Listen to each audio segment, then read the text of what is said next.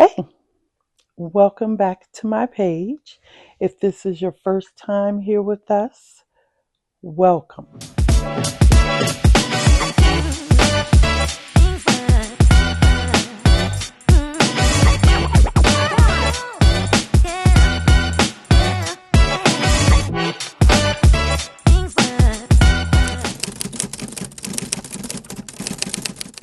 Hey, I am Ria Joyner, and welcome to my page.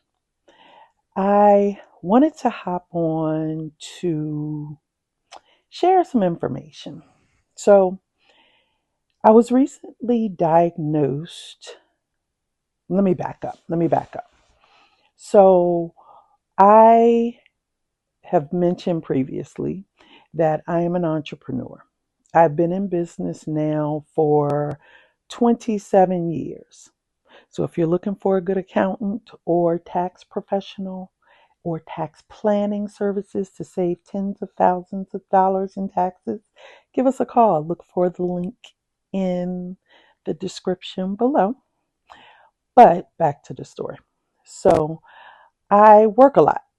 And for those of you who are business owners or bosses, CEOs, you know that there can be some long nights sometimes.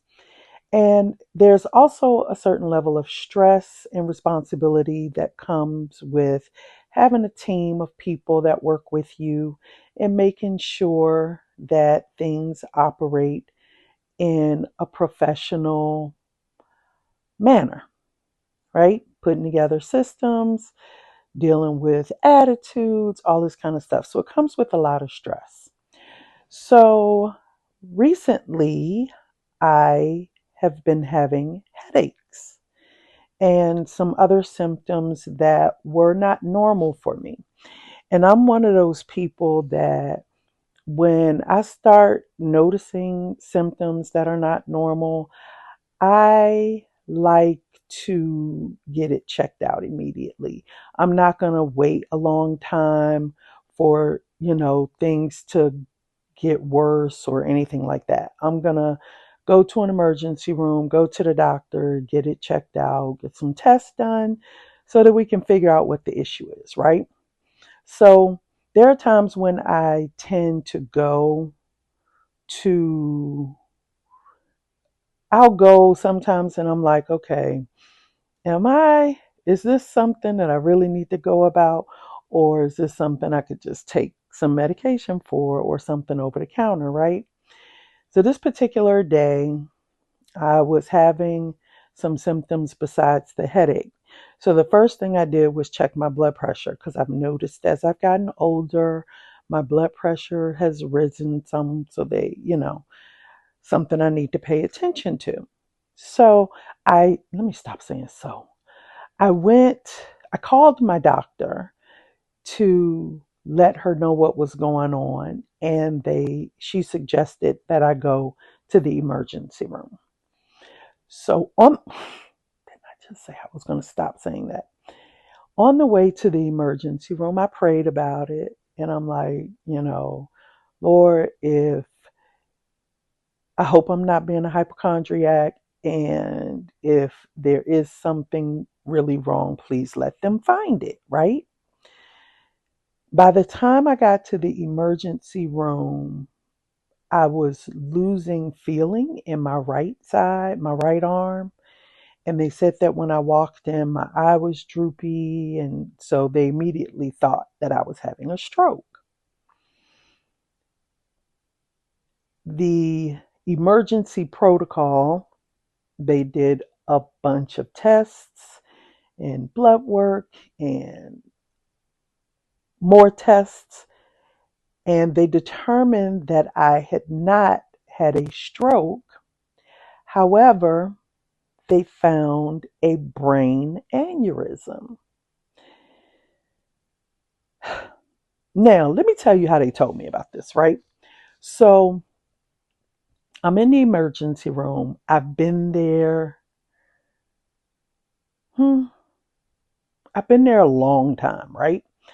And they had done X-rays and EKGs and CAT scans and all this different stuff.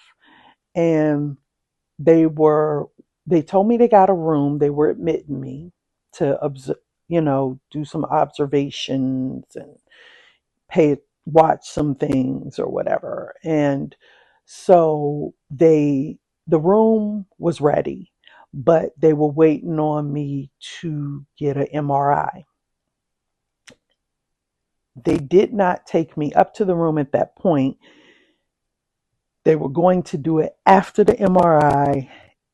And by the time we finished that, the room had been taken.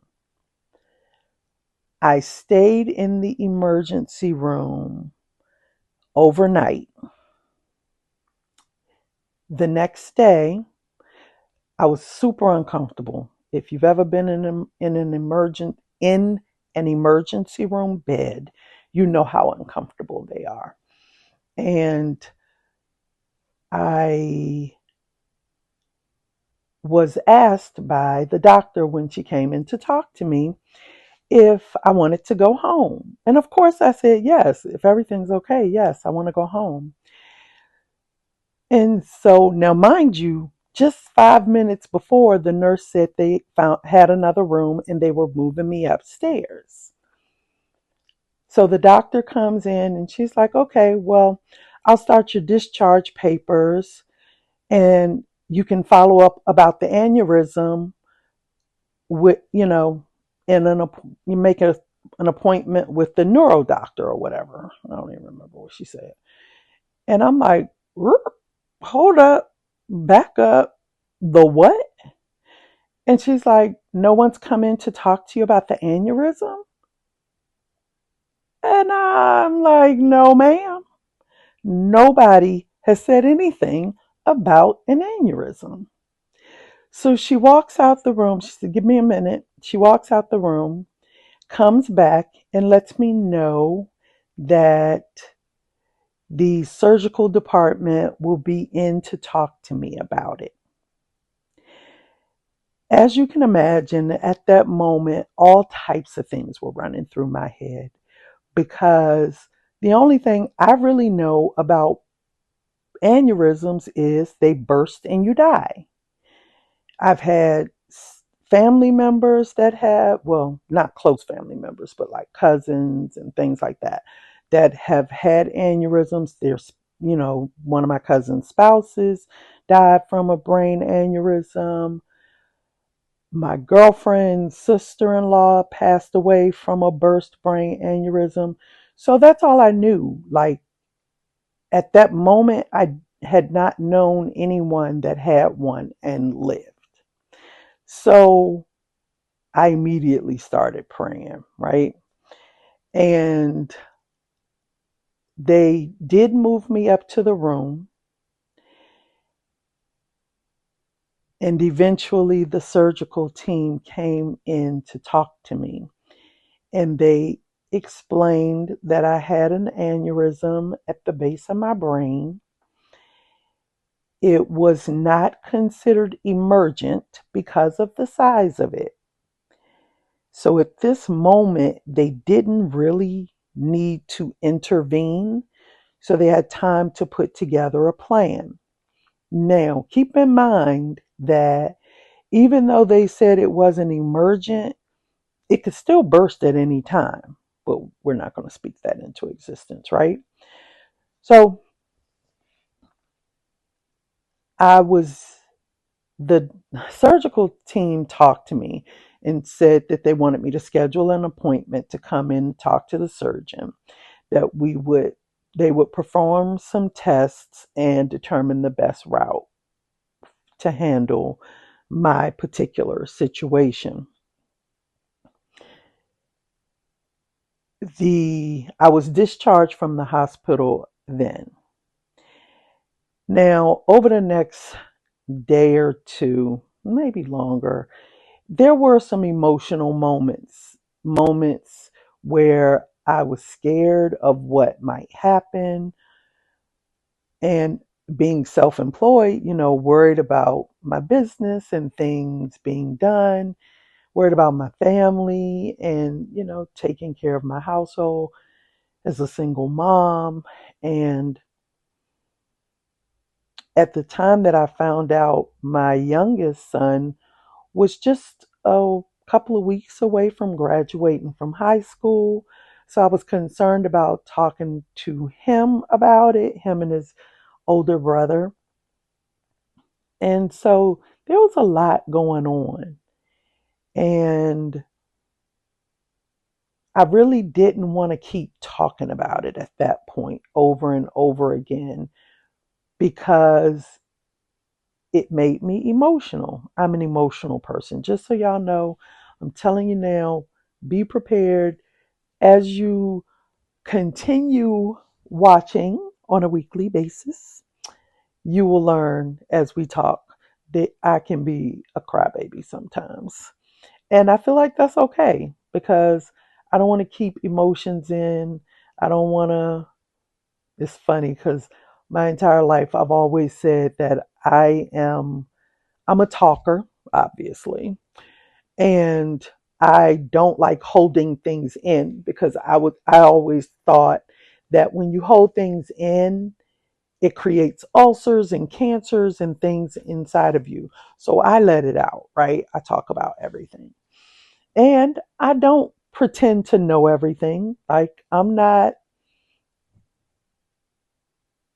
God. So I don't know everything. And what was my point? You'll see that often as well. What was my point though, for real? Back up. Oh, so I didn't want to talk about it a lot. And so I did not tell a lot of people just yet. I told my mom, told my brother, and maybe one or two other people until I was ready to talk. That the wait for the visit, because my appointment was about a week and a half later with the surgeon. So I met them, talked about the tests that they needed to run in an angiogram to be able to kind of see the aneurysm, see what my options are in terms of surgery or intervention or anything like that. And if they even suggested that we do that, because maybe it was a situation where they could just watch it, right, without surgery. During that time, I had a lot of time to think, and I got to the point where I could talk about it. So I was sharing the information with a few key people on my team, friends, close clients that I've had for years, because I wanted them to be aware of what was going on, because obviously it's going to affect my job performance, my attendance, things like that, right? So I started discussing it with some clients, and one of my clients who has become a good friend worked in the hospital.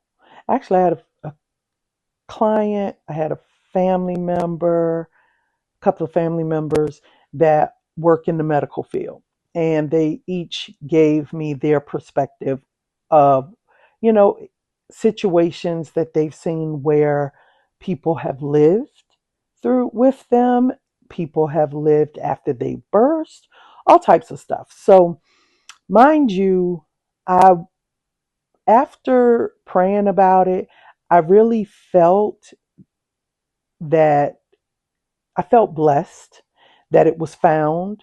I felt blessed that it was found early before it burst.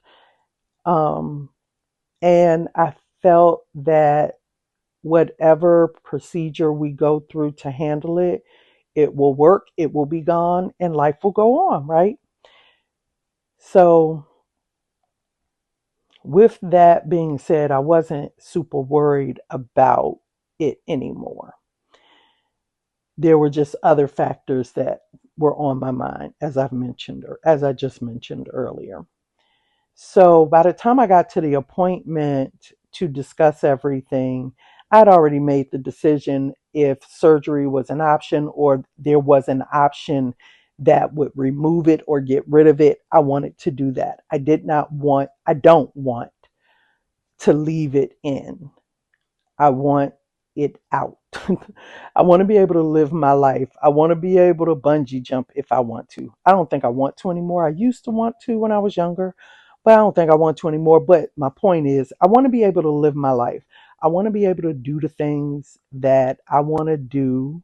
And I want to be able to ride roller coasters and do all of those things that might height might send the blood pressure up just a little bit, but not be worried about it bursting or anything happening and not being able to get to a hospital or whatever the case may be. So as of the time of this video, I am exactly 1 week away from brain surgery to remove this aneurysm.